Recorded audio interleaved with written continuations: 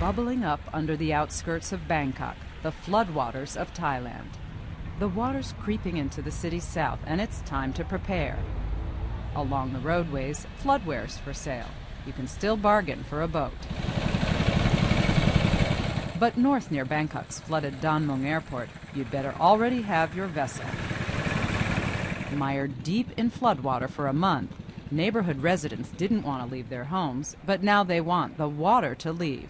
Officials insist the water must pass through here for the good of central Bangkok, and giant barriers corral the water in places like this so it can be slowly channeled out.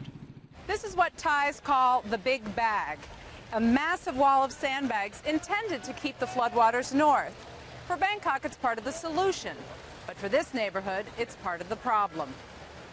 This gap in the barrier was created days ago by angry residents. They tore away sandbags to release some flooding and create a passageway for boats. Residents say they're sick of sitting in water. My community and 20 others have trouble. We asked the authorities to open the Big Bag barrier to allow the water to go out because this water is dirty and there are a lot of mosquitoes, the community leader says. But Bangkok authorities want the barrier to stay put. So these people have taken charge and convinced the city to provide these sandbags to create their own dry zone, a community center for food and clean water. Police are posted at this Big Bag to keep watch. Anger still percolates here and in other areas penned in by the floodwaters.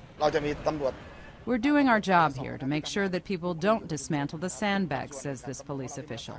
In some areas it's a big negative, but I believe we can solve this and find a water level that will satisfy everyone. It's hard to satisfy 5 families sharing this space. They spend their days here and then climb up to the second floor of this flooded house to sleep. Un Amarin is frustrated and stressed. She feels unwell but says it's too hard to get to a doctor.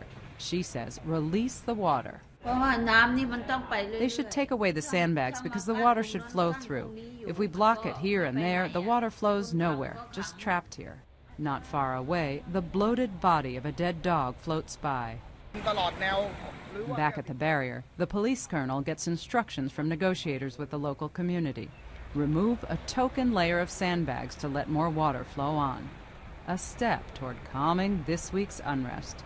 Bangkok officials say this neighborhood could be underwater for another month. Neisloss, CNN, Bangkok, Thailand.